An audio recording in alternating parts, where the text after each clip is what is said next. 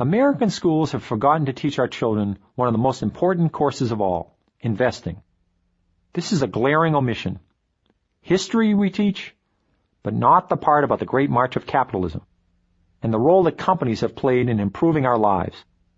Math we teach, but not the part about how simple arithmetic could help us figure out whether or not a company will succeed or fail and how we might profit from owning shares of its stock. Home economics we teach, how to sew, how to cook a turkey, even how to stick to a budget and balance a checkbook. But what's left out is how saving money from an early age is the key to future prosperity, how investing that money in stocks is the best move a person can make, next to owning a house, and how the earlier you start saving and investing in stocks, the better you'll do in the long run. Investing is fun. It's interesting. Learning about it can be an enriching experience in more ways than one. It can put you on the road to prosperity for the rest of your life. The millions of Americans who have discovered the fun and profit in owning stocks aren't all whiz-bangs who drive Rolls-Royces, like the people you see on Lifestyles of the Rich and Famous. Most of these shareholders are regular folks with regular jobs. Teachers, bus drivers, doctors, carpenters, students, your friends and relatives, the neighbors in the next apartment, or down the block. In our society, it's the men who've handled most of the finances, and the women who stood by and watched men botching it up. There's nothing about investing that a woman can't do as well as a man, and you don't get the knack for it through the genes. So when you hear someone say, he's a natural-born investor, don't believe it. The natural-born investor is a myth. The principles of finance are simple and easily grasped. Principle number 1 is that savings equals investment. Money that you keep in a piggy bank or cookie jar doesn't count as an investment. But any time you put money in the bank, or buy a savings bond, or buy stock in a company, you're investing. Somebody else will take that money and use it to build new stores, new factories, all of which create jobs. More jobs means more paychecks for more workers. If those workers can manage to set aside some of their earnings to save and invest, the whole process begins all over again. The best time to get started investing is when you're young. The more time you have to let your investments grow, the bigger the fortune you'll end up with. But this introduction to finance is not only for young people. It's for beginning investors of all ages who find stocks confusing and who haven't had the chance to learn about them.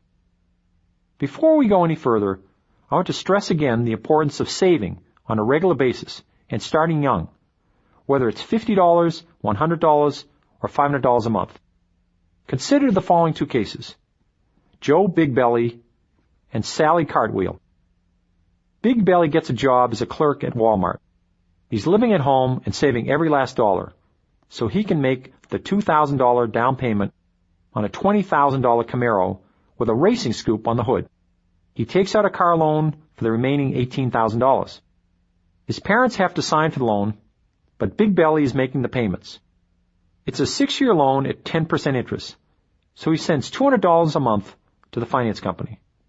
He cringes the first time he seals the envelope, kissing $200 goodbye, but he forgets all about it when he's driving around the Camaro and his friends are telling him what a cool car it is.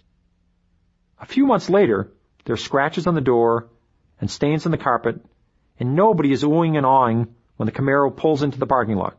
It's just another car by now, but Big Belly is stuck with the payments. At the end of 6 years, he's sick of the Camaro, which lost its cool a long time ago. He's finally paid off the car loan, which cost him an extra $10,800 in interest charges, so between the loan and the original purchase price, Big Belly has invested $30,800 in this car, not including taxes, insurance, gas, oil, and maintenance.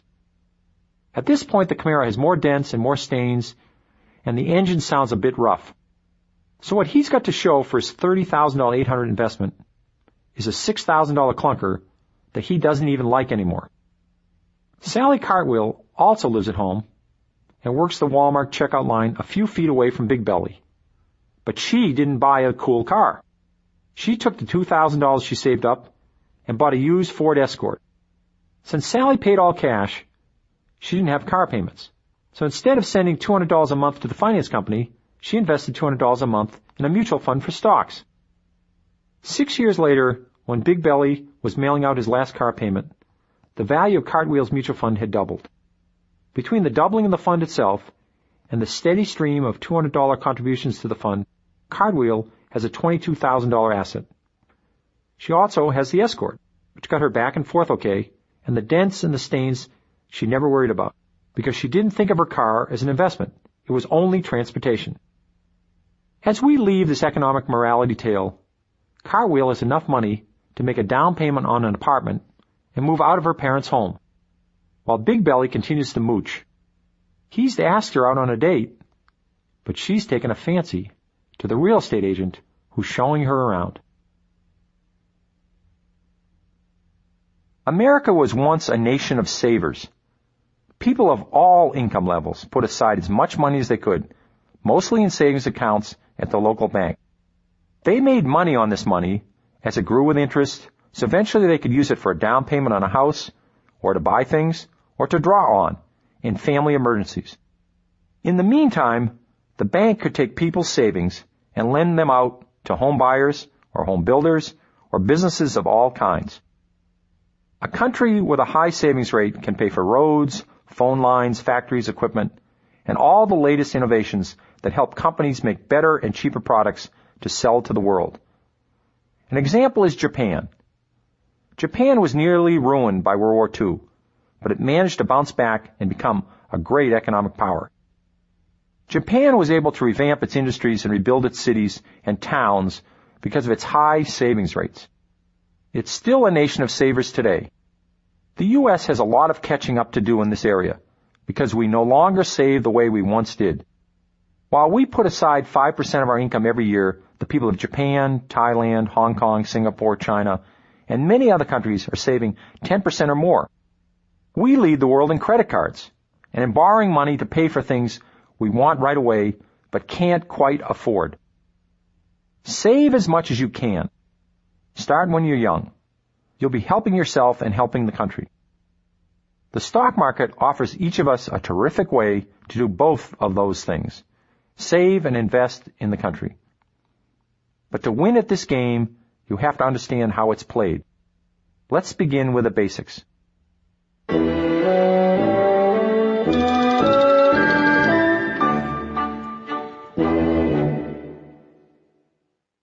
The vast majority of businesses in this country, from barbershops to bowling alleys, are privately owned by individuals, families, or small groups of people. You can't invest in them, but the biggest companies in America are almost all publicly owned. That means anybody can call up a broker and buy a share. Even if the chairman of McDonald's holds a grudge against you, he can't stop you from becoming an owner of McDonald's. The same goes for over 13,000 other public companies in the U.S. today. Public companies are everywhere. They surround you from morning to night. You can't get away from them. Nike, Chrysler, The Gap, Sunglass Hut, Kodak, Walmart. These are all public companies. Maybe you eat the school lunch that's cooked on an Amana radar range made by Raytheon. That's the same public company that makes the Patriot missile. Or maybe you drive to the nearest publicly owned hamburger joint, McDonald's, Wendy's, or Burger King, which is a division of a British public company called Grand Metropolitan. Coke and Pepsi come from public companies, and Pepsi also owns Taco Bell. From sea to shining sea, over 50 million men, women, and children have become part owners in public companies. This is an important part of our way of life that the Founding Fathers couldn't have dreamed up. Investors are the first link in the capitalist chain that creates our prosperity. In fact, investors got this country started. The history books give many reasons for America's great success, from the favorable climate to the tenacity of the first settlers. But behind the scenes, somebody had to pay the bills for the ships, the food, and the other expenses of coming to the New World. Most of this money came out of the pockets of the English, Dutch, and French investors. Without them, the colonies would never have gotten colonized.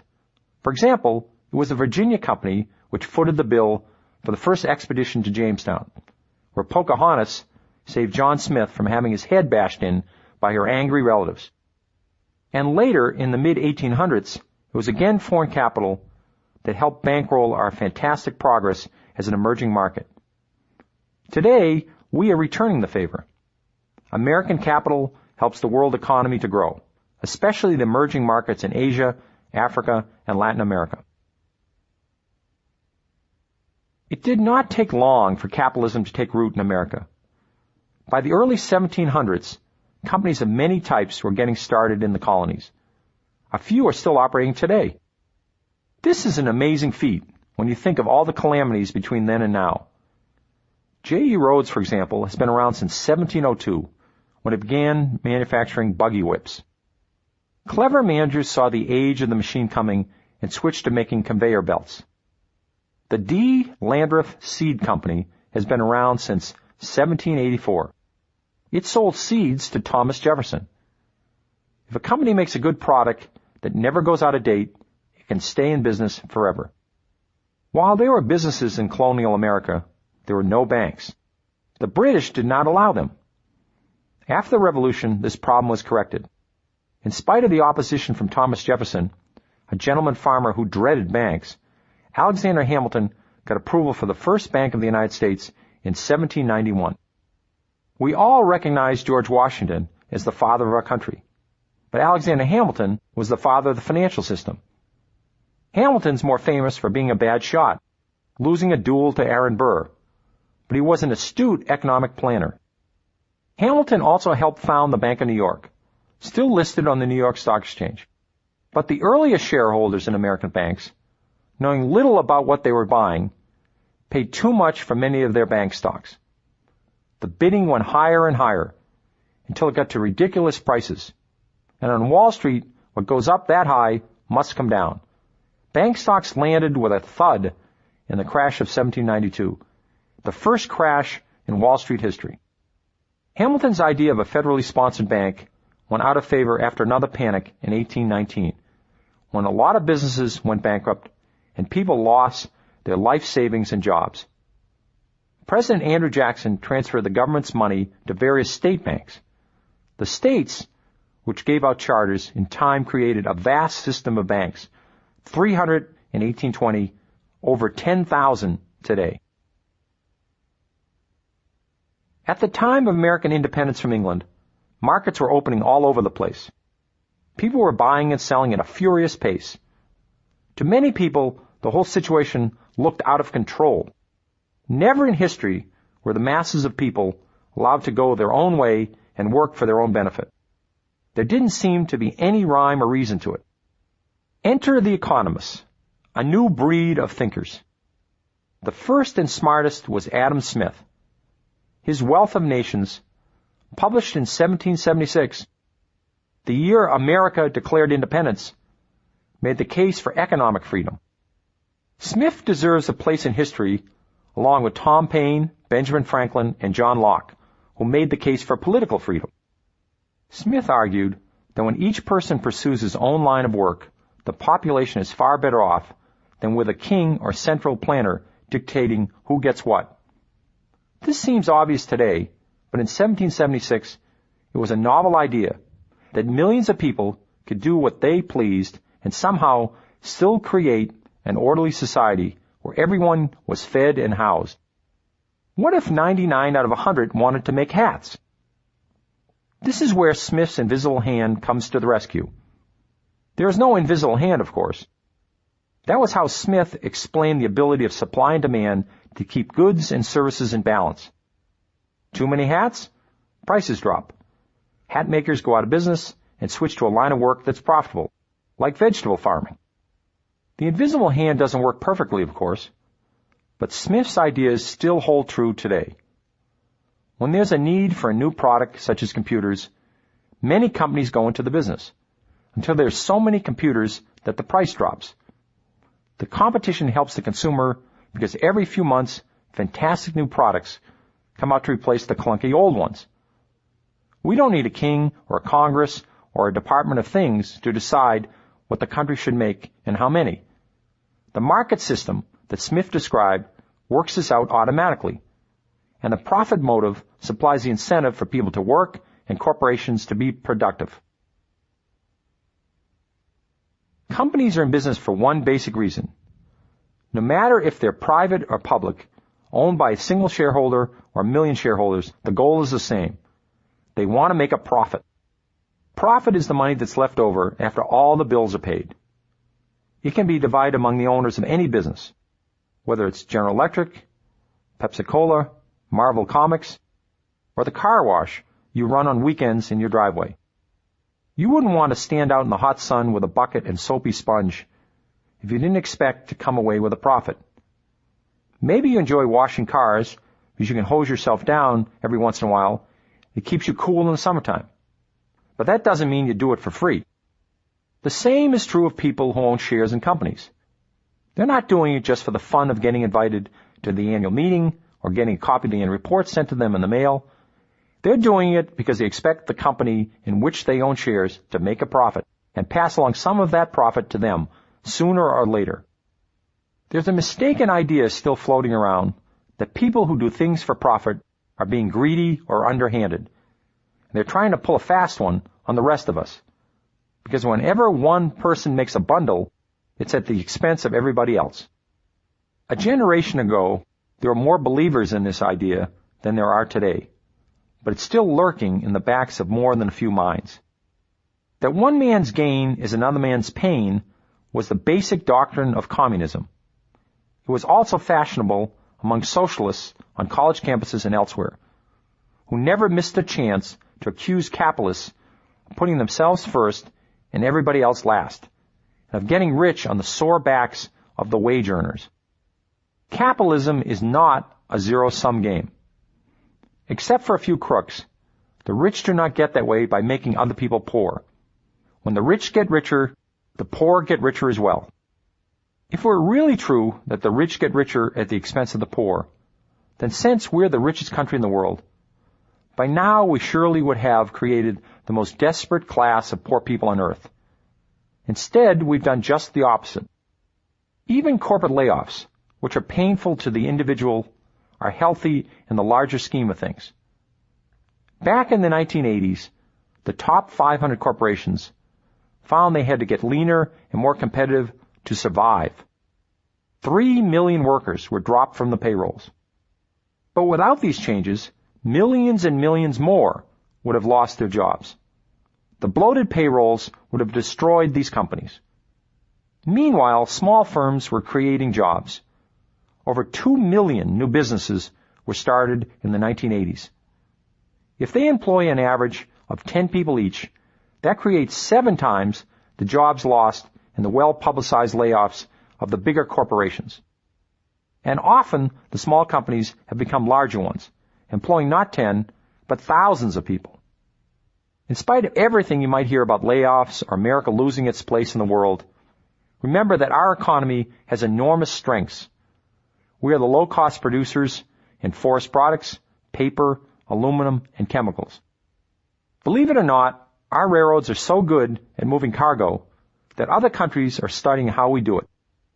Our auto firms have made a stunning comeback. We're number 1 in pharmaceuticals, farm equipment, commercial airplane production, telecommunications, music, television, movies. In software, workstations, laser printers, computer networks, and microprocessors, the U.S. is dominant. The Japanese and Europeans can't keep up with the brainstorms that are coming out of such firms as Intel, Hewlett-Packard, Microsoft, Apple, and Compaq Computer. Meanwhile, the supposedly slothful U.S. labor force has become the most productive in the world. Each industrial worker producing nearly $50,000 worth of goods, $10,000 more than the average Japanese. All this innovation and productivity has been led by a different kind of American hero. Not all the heroes are ball players and rock stars. The people who start new companies and turn around older ones are also heroes. There's Steve Jobs, who created Apple Computer, which started in a garage, and Bill Gates, who created Microsoft. There's Walt Disney, the founding hero of Disney, and Michael Eisner, who brought back the full-length animation movies that gave Disney such box office hits as The Lion King and Beauty and the Beast. There's Lee Iacocca, who saved the Chrysler Corporation, Jack Welch at General Electric, Robert Goizueta at Coca-Cola, David Maxwell, who revived Fannie Mae, the largest mortgage corporation in the United States, and Fred Smith, who started Federal Express. Smith started FedEx not because he wanted to be rich. He was already rich. He did it for the challenge. In teaching the post office a lesson in how to deliver mail, he created jobs and helped the country. When you decide to save your money by putting it in the stock market, you invest in these kinds of heroes and the companies they lead. But what does it mean exactly to become a stockholder in a public company? Let's look at that question carefully. When you buy a stock, you become an owner of a company with all the rights and privileges. Invest in McDonald's, and they make a fuss over you. They send you their reports, and they invite you to their annual meetings. They also pay you a bonus in the form of a dividend. If they have a really good year at their over 10,000 hamburger stands, they might raise the dividend. So you get even a bigger bonus. But even without the dividend, if McDonald's sells another zillion Big Macs and all goes well, the stock price will rise. You can sell your stock for more than you paid for it and make money that way. Of course, there are no guarantees that McDonald's will prosper and that you'll get a bonus or that the stock price will rise. If it falls to less than what you paid for it, McDonald's will not reimburse you. They haven't promised anything, and they're not obliged to pay you back. As an owner of the stock, you don't have a safety net. You must proceed at your own risk. Nonetheless, stocks are likely to be the best investment you'll ever make, outside of a house. 10 to 11% a year is what you can expect for a total return from stocks on average over the very long term. When people consistently lose money in stocks, it's not the fault of the stocks. Stocks in general go up in value over time. In 99 cases out of 100, when investors are chronic losers, it's because they don't have a plan. They buy at a high price, then they get impatient or they panic, and they sell at a lower price during one of those inevitable periods when stocks are taking a dive. Instead, you need a plan. It should be for the long term. Have you heard the old expression, time is money? It ought to be revised to, time makes money. It's a winning combination. Let time and money do the work while you sit back and await the results. People who need to pull their money out in 1 year, 2 years, or 5 years shouldn't invest in stocks in the first place. There's simply no telling what stock prices will do from 1 year to the next. When the stock market has one of its corrections and stocks lose money, the people who have to get their money out will be going home with a lot less than they put in. 20 years or longer is the right time frame. That's long enough for stocks to rebound from the nastiest corrections on record, and it's long enough for the profits to pile up. After 20 years at 11%, an investment of $10,000 is magically transformed into over $80,000. But to get that 11%, you have to pledge your loyalty to stocks for better or for worse. This is a marriage we're talking about, a marriage between your money and your investments. You can be a genius in analyzing which companies to buy, but unless you have the patience and the courage to hold on to the shares, you're an odds-on favorite to become a mediocre investor. It's not brain power that separates good investors from bad, it's discipline. Stick with your stocks no matter what. Ignore all the smart advice that tells you to do otherwise, and act like a dumb mule. That was the advice given years ago by an ex-stockbroker, Fred Schwed, in his classic book, Where Are the Customer's Yachts? And it still applies today. People are always looking around for the secret formula for winning on Wall Street, when all along it's staring them in the face. Buy shares in solid companies with earning power, and don't let go of them without a good reason. The stock price going down is not a good reason. It's easy enough to stand in front of a mirror and swear that you're a long-term investor who will have no trouble staying true to your stocks. Ask any group of people how many are long-term investors, and you'll see a unanimous show of hands. These days, it's hard to find anybody who doesn't claim to be a long-term investor. But the real test comes when stocks take a dive.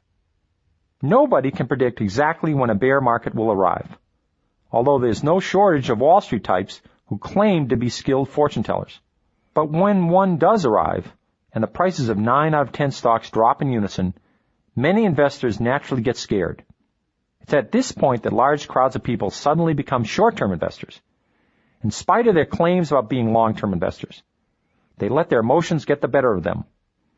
And they forget all the reasons they bought stocks in the first place: to own shares in good companies. They go into a panic because stock prices are low. Instead of waiting for the prices to come back, they sell at these low prices. Nobody forces them to do this, but they volunteer to lose money. Without realizing it, they've fallen into the trap of trying to time the market. If you told them they were market timers, they'd deny it. But anybody who sells stocks because the market's up or down is a market timer for sure. A market timer tries to predict the short-term zigs and zags in stock prices, hoping to get out with a quick profit. Few people can make money at this, and no one has come up with a foolproof method. In fact, if anybody had figured out how to consistently predict the market, his name or her name would already appear at the top of the list of the richest people in the world, ahead of Warren Buffett and Bill Gates. Try to time the market, and you invariably find yourself getting out of stocks at the moment they've hit bottom and are turning back up, and into stocks when they've gone up and are turning back down. People think this happens to them because they're unlucky.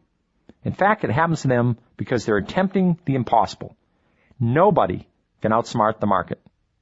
People also think it's dangerous to be investing in stocks during crashes and corrections, but it's only dangerous if they sell. They forget the other kind of danger, not being invested in stocks on those few magical days when prices take a flying leap. It's amazing how few key days can make or break your entire investment plan. Here's a typical example. During a prosperous 5-year stretch in the 1980s, stock prices gained 26.3% a year. Disciplined investors who stuck to a plan doubled their money and then some. But most of these gains occurred on 40 days out of the 1,276 days the stock market was open for business during those 5 years. If you were out of stocks in those 40 key days, attempting to avoid the next correction, your 26.3% annual gain was reduced to only 4.3%. A CD in a bank would return more than 4.3%, and at no risk. So to get the most out of stocks, especially if you're young and time is on your side, your best bet is to invest money you can afford to set aside forever, then leave that money in stocks through thick and thin. You'll suffer through the bad times, but if you don't sell any shares, you'll never take a real loss. By being fully invested, you'll get the full benefit of these magical and unpredictable stretches when stocks make most of their gains. At this point, we've come to two conclusions. 1, you should invest in stocks if at all possible. And 2, you should hold on to them no matter what. The next thing you have to decide is whether to pick your own stocks or let somebody else do it. There's a lot to be said for taking the easy way out, especially if you are bored by numbers and you couldn't care less what happens to Kodak's earnings or if Nike makes a better shoe than Reebok. That's why mutual funds were invented. Mutual funds are for people who want to own stocks but can't be bothered with the details. In a mutual fund, your only job is to send money, which gives you a certain number of shares in the fund. Your money is lumped together with a lot of other people's money. You never actually meet them, but you know they are out there. The whole pile is handed over to the expert who manages the fund. At least you hope there's an expert in charge, because you're counting on him or her to figure out which stocks to buy and when to buy them and sell them. A mutual fund has another advantage. Besides having a manager who does all the work, it invests in many companies at once. As soon as you sign up with a fund, you automatically become an owner of the dozens, even hundreds of companies the fund has already bought. Whether you invest $50 or $50 million, you still own a piece of all the stocks in the fund. This is less risky than owning only one stock, which, if you're a novice investor, might be all you can afford. A typical fund allows you to get started with as little as $50 or $100, with a chance to buy more shares whenever extra cash comes into your possession. How much and how often you contribute is up to you. You can take the guesswork out of it by investing the same amount every month, 3 months, or 6 months. The interval isn't important as long as you keep up the routine. This is called dollar cost averaging. Can you see the wisdom in this sort of installment plan? Your worries about where the stock market is headed from one year to the next are over. In a correction or a bear market, the shares in your favorite fund will get cheaper. So you'll be buying more at low prices. And in a bull market, you'll be buying less at high prices. Over time, with consistent investment, the costs will even out and your profits will mount. As an added attraction, many funds pay a cash bonus in the form of a dividend. It comes your way on a regular basis, 4 times a year, twice a year, or even 12 times a year. You can spend this money on movie tickets to reward yourself for investing in the fund. Or you can do yourself a bigger favor by using the dividend to buy more shares. This is called the reinvestment option. And once you've chosen it, your dividends are reinvested automatically. The more shares you own, the more you stand to gain from the future success of the fund, which is why your money will grow faster if you throw the dividends into the pot. You can follow your fund's progress by looking it up in the newspaper, the same way you look up the stock price of Disney or Wendy's. The price of a share in a fund goes up and down every day, and it moves more or less in lockstep with the prices of all the stocks in the fund's portfolio. That's why you want to invest in funds with managers who have the knack for picking the right stocks. You're rooting for the managers, because the better they do, the better you do. Saying goodbye to a fund is easy. You can take your money out at any time you want, either all of it or some of it, and the fund will send you a check immediately. But unless there's an emergency and you have a sudden need for quick cash, getting out of a fund should be the last thing on your mind. Your goal is to sell your shares for a much higher price than the price you paid to acquire them. And the longer you stick with the fund, the bigger your potential profit. Along with the chance to share in the gains from a fund, you're also paying a share of the expenses. Salaries, rent, printing, mailing, telephone bills, all the costs of running a fund. These and other expenses are paid out of the fund's assets, and they cost investors between 0.5% and 2% annually, depending on the fund. Funds with expenses less than 1% have a built-in advantage over funds with bigger tabs. In addition to taking the annual expenses out of the shareholders' assets, some funds charge an entry fee called a load. These days, the average load is 3 to 4%. That means whenever you invest in a fund with a load, you lose 3 to 4% of your money right off the bat. The longer you stay in a fund, the less important the load becomes. Annual expenses deserve more attention than the load because they are taken out of the fund every year. For all the funds that charge an entry fee, there are just as many funds that don't. These are the no-loads. As it turns out, the no-loads perform just as well on average as the funds with loads. This is one case where paying a cover charge doesn't necessarily get you into a classier joint. Classy joint or not, professional stock pickers do have an advantage over the millions of amateurs who do their own stock picking. It's a hobby for the amateurs, but for the pros, it's a full-time job. They go to business school to learn how to study companies and decipher financial reports. They've got libraries, high-performance computers, and a research department to back them up. If there's important news out of a company, they hear it right away. It would take a dozen audio cassettes like this one to describe the different kinds of stock funds that are out there. The all-purpose funds, single industry funds, multi-industry, small company, large company, pure, hybrid, foreign, domestic, socially conscious, socially unconscious, growth, value, income, and growth and income funds. It's gotten so complicated, there are funds of funds that specialize in buying shares in other funds. You could stay up day and night studying how to choose the right fund, and you wouldn't get through half the information that's been printed on the subject.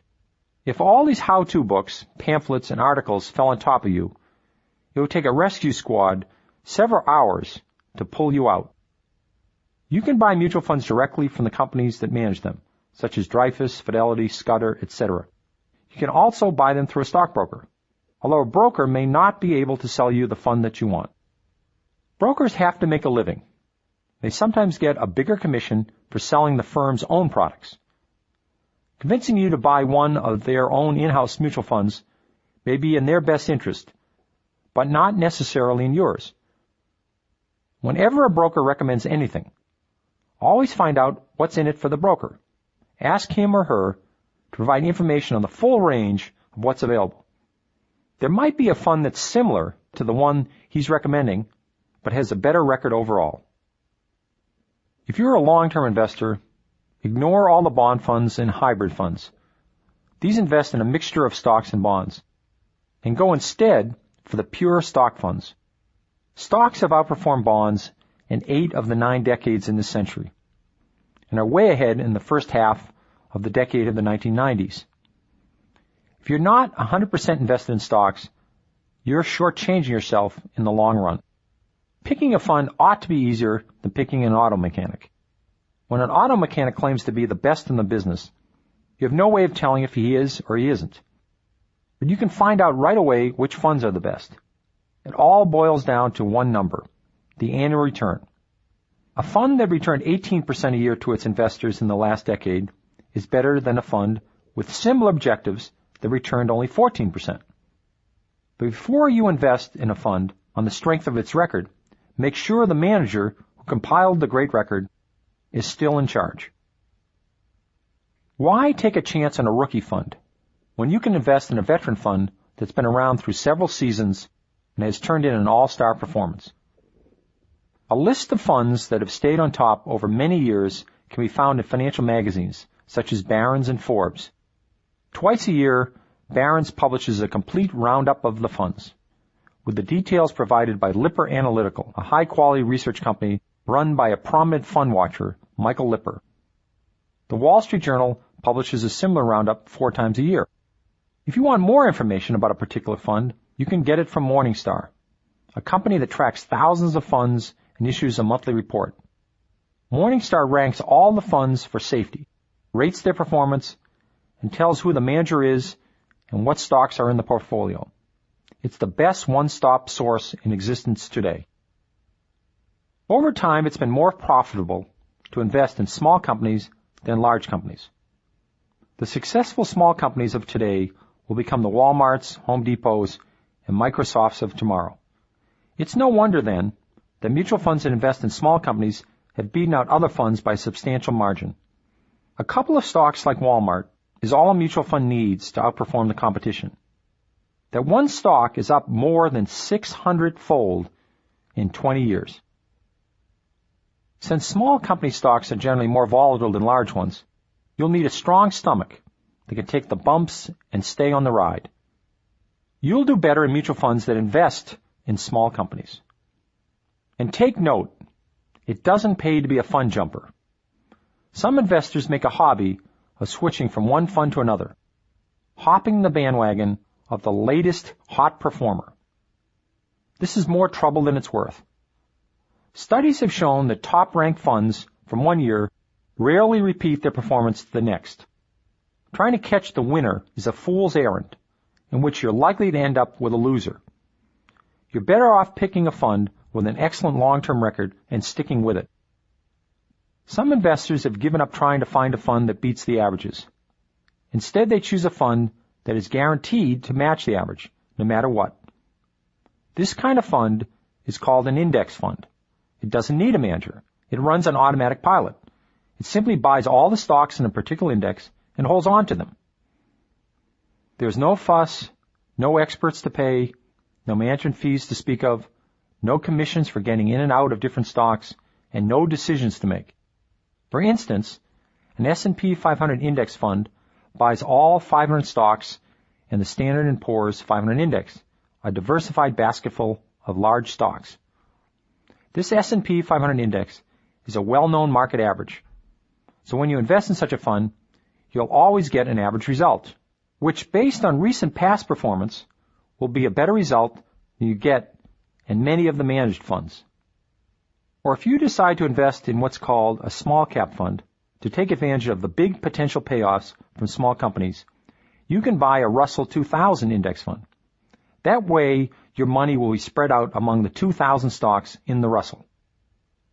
Another possibility is to put some of your money into an S&P 500 index fund to get the gains from the larger companies, and then put the rest in a Russell index fund to get the gains from the smaller companies. That way, you'll never have to read another article about how to pick a winning mutual fund, and you will end up doing better than some of the people who studied the situation very carefully and then put themselves in funds that failed to beat the averages. Mutual funds are just right for millions of investors. But if you have the time and the inclination, you can embark on a thrilling lifetime adventure, picking your own stocks.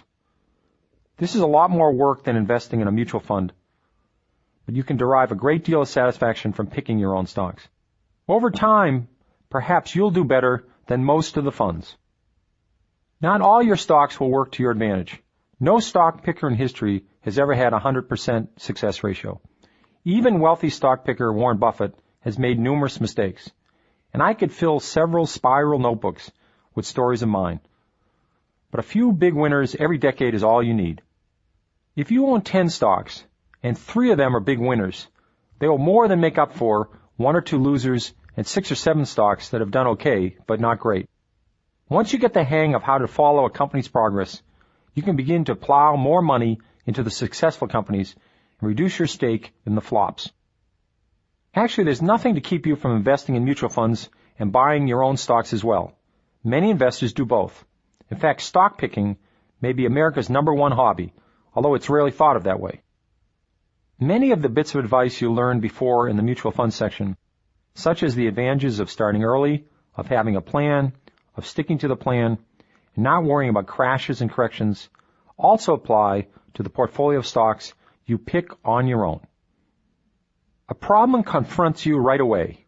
How do I figure out which stocks to pick? You'd be surprised how many people lose money by investing in stocks before they know the first thing about them. It happens all the time. A person goes through life with no experience in investing, then suddenly receives a lump sum retirement benefit and throws it all into the stock market, blind, when he can't tell a dividend from a divot. Since it's dangerous to put money into stocks before you figure out how to pick them, you might as well put yourself through some practice drills before you risk your cash. You've heard of fantasy baseball? That's where you pick an imaginary team from the major league rosters to test how your own team's batting average, home run production, etc. measure up. You can train for stock selection with a fantasy portfolio. Take an imaginary bankroll, $100,000 perhaps, and use it to buy shares in your favorite companies. Maybe you select Disney, Nike, Microsoft, Ben & Jerry's, and Pepsi. Track your gains and losses just the way you would with your own hard cash. To get the most out of your training sessions, you have to do more than follow the prices of the stocks. You have to learn as much as possible about the companies you've chosen and what makes them tick. This brings us to the 5 basic methods people use to pick a stock. Here's the rundown on each, beginning with the most ridiculous and ending with the most enlightened. Number 1, the dart method, the lowest form of stock picking. You throw a dart at the stock page, and wherever it lands, you buy that stock. Maybe you'll get lucky, and you'll hit on a stock that does well, but maybe you won't. Method number 2, hot tips, the second lowest form of stock picking, where somebody else tells you to buy a stock that's a cinch to go up. It could be your best friend, your English teacher, your Uncle Harry, or maybe you overhear the tip on a bus. For some reason, overhearing a tip gets people more excited than if the tip were meant for them directly. It's possible that Uncle Harry is directly involved with a certain company and knows what he's talking about. That sort of informed tip can be useful, a clue that's worth investigating further. But the dangerous kind of hot tip is based on nothing but hot air. Here's a typical example. Home Shopping Network. The smart money is accumulating this stock. Buy right away, before it's too late. It looks like this sucker's going up. People who won't buy a $50 toaster oven without checking several stores for the best price will throw thousands of dollars at a hot tip such as Home Shopping Network. Method number 3, educated tips.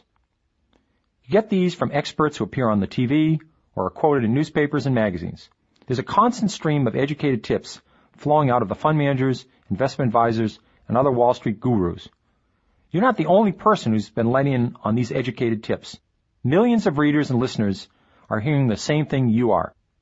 Nevertheless, if you can't resist acting on a tip, you might as well take a tip from an expert and ignore Uncle Harry's tip. There's a decent chance the expert has done enough homework to form an educated opinion, whereas Uncle Harry doesn't know what he's talking about. Beyond, it looks like the sucker's going up. The problem with expert tips is when the expert changes his mind, you have no way of finding that out, unless he goes back on TV to inform the viewers and you happen to catch the show. Otherwise, you'll be holding on to the stock because you think the expert likes it long after he stopped liking it. Method 4. The broker's buy list. Stockbrokers of the full-service variety are never shy about giving their recommendations on what stocks you should buy. Often these recommendations do not come from the broker's own head. They come from the analysts who work behind the scenes at the head office, usually in New York City. These are well-trained Sherlocks whose job is to snoop into the affairs of the companies or groups of companies.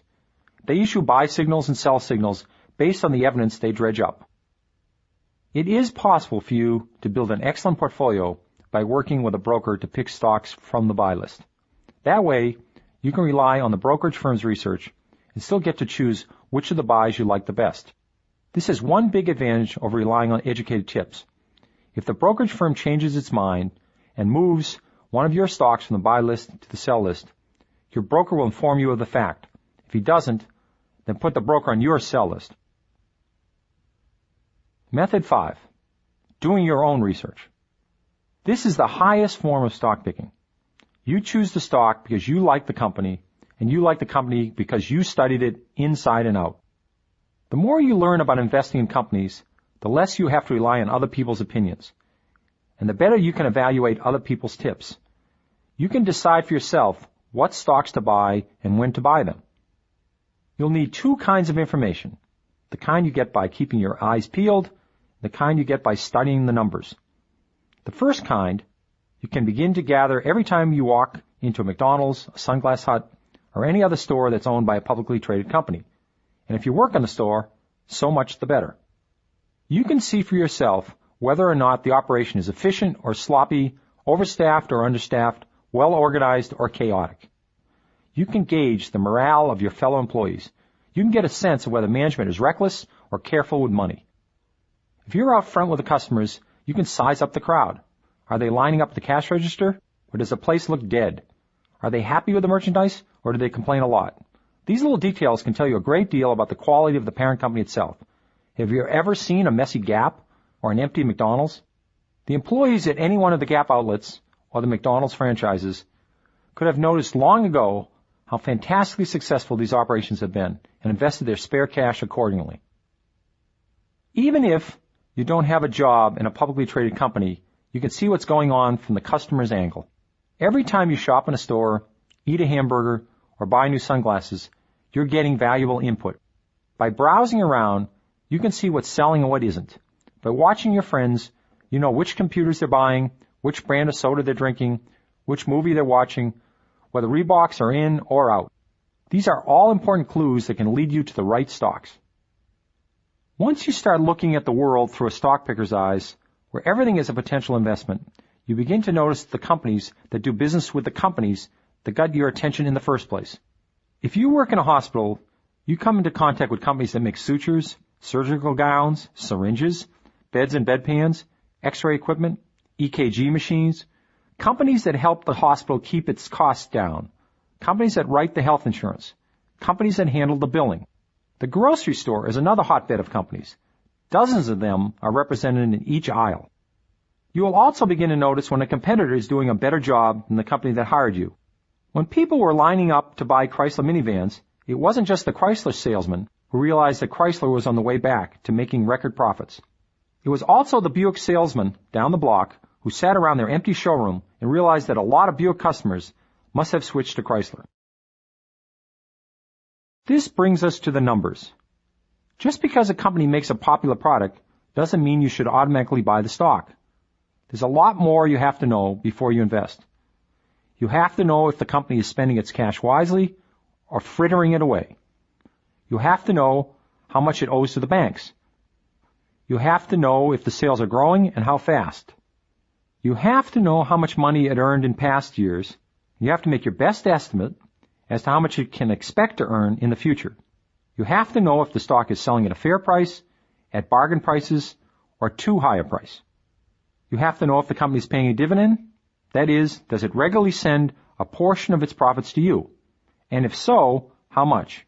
And how often is the dividend raised? Earnings, sales, debt, dividends, and the price of the stock. These are some of the key numbers stock pickers must follow.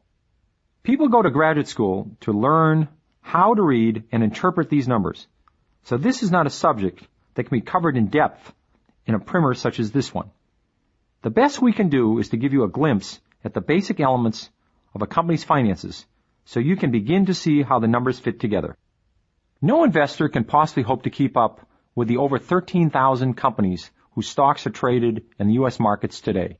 That's why amateurs and pros alike are forced to cut down on their number of options by specializing in one kind of company or another. For instance, some investors only buy stocks in companies that have a habit of raising their dividends. Others look for companies where the earnings are growing by at least 20% a year. You can specialize in a certain industry, such as electric utilities, or restaurants, or banks. You can specialize in small companies or large companies, new companies or old companies. You can specialize in companies that have fallen on hard times and are trying to make a comeback. These are called turnarounds. There are hundreds of different ways to skin this cat. Investing is not an exact science. And no matter how hard you study the numbers and how much you learn about a company's past performance, you never can be sure about its future performance. What happens tomorrow is always a guess. Your job as an investor is to make educated guesses and not blind ones. Your job is to pick stocks and not pay too high a price for them relative to what they're going to earn in the next several years. Then to keep watching for good news or bad news coming out of the companies you own. You can use your knowledge to keep the risks to a minimum. At this point, potential investors, especially young students, will often ask, how do I get the money to invest in the first place? It's not just any cash that can be safely put into stocks. It's cash that you can afford to live without for many years while it goes forth and multiplies. If you're a young person and have a part-time job and can afford to invest a portion of your paycheck, so much the better. If not, perhaps you can drop some hints to family members around the holidays. Here's where parents, grandparents, aunts, or uncles can play a leading role. The greatest source of investment capital for young people is relatives. When they ask you what you want for your birthday, Christmas, Hanukkah, etc., tell them you want stocks. Let them know if it comes down to a choice between owning a new pair of Nikes or owning Nike, which costs about the same amount as the shoes, you'd rather have the shares. If they own shares themselves, they can get you started by simply transferring one share or many shares over to you. The paperwork is no problem. They don't have to pay a commission or a fee to do this. While small numbers of shares are routinely handed down from parents or grandparents, it's been difficult for young people to buy small numbers of shares on their own.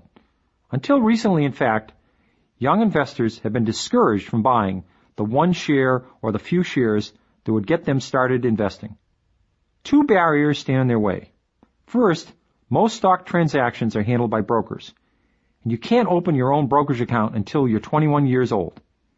Second, most brokers charge minimum commissions, which range from $25 to $40. If you're buying one share of Pepsi for $47, you have to pay the broker a $40 commission. The fee is almost as expensive as the share. No successful investor can afford to pay $87 for a $47 stock. This sad state of affairs is changing, as companies have begun to sell small quantities of their own shares directly to the public, bypassing the brokers. After all, if McDonald's can sell you a burger, why shouldn't it be allowed to sell you its stock? Already, 80 companies have adopted a so-called direct investment program, in which individuals can purchase a few shares and pay commissions less than the deepest discount broker, or in a few cases, no commission at all. It's the best thing Wall Street has done for young people since the New York Stock Exchange invited the Beatles onto the floor.